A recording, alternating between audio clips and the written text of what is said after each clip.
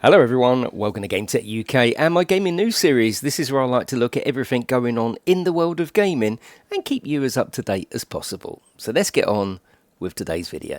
With the recent announcement for Sony's PlayStation 5 Pro, you would think that as publishers, they would be looking to push out some really enhanced games that really push the boundaries of the current hardware, the PlayStation 5, and really push customers towards wanting to purchase or even needing to purchase the PlayStation 5 Pro.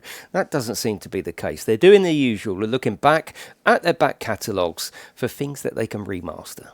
Two titles that are heavily rumoured to be going through that remaster phase is Days Gone and Horizon Zero Dawn. Now, this is baffling news, especially for Days Gone, considering that if you own a PlayStation 5 already, you can play it in 4K 60.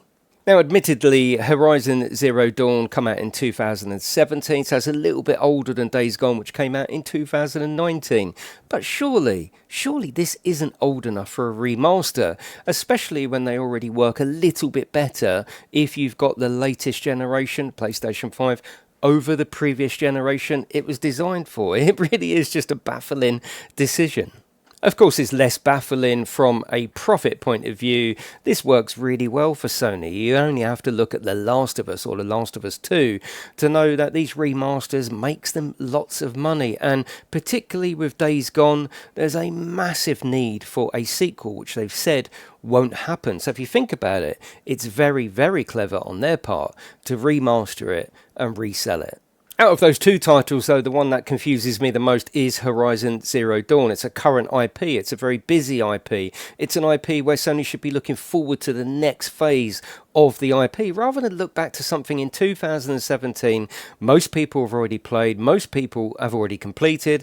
They want the next in the story, not to go back to the beginning. Then we come on to something we've spoken about many times here on the channel, and that's the emotional connection you get with games. They become very personal.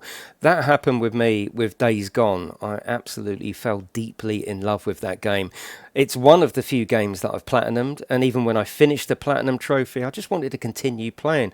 I love the story, the location, the characters, the motorbike, and I was really gutted when they said they wasn't going to do a sequel. So would I buy a remaster and play it on the PlayStation 5? I probably would. And maybe that's what they're hoping with these constant remasters, is that they're sort of picking on people's emotional connection with the game and saying, look, why don't you enjoy that game just with better graphics on your current hardware? And part of me thinks that makes sense. It's all about choice. You don't have to buy the title. But yes, would I buy Days Gone remastered? Yeah, I would. And if they do go down the route of charging, say, £10 for an updated version of a game that you already own from many years ago, maybe if we go down the mentality of, well, at least we're keeping a band of professional developers busy in a job, paying their mortgages, whilst they produce games for us that we know we're going to love.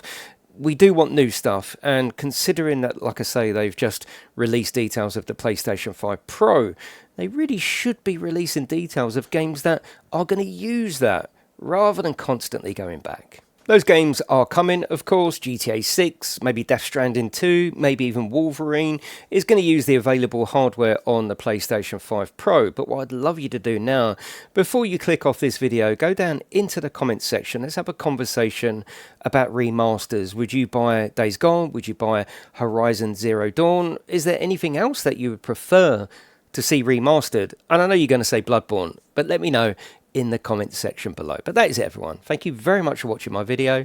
I'll see you in the next one.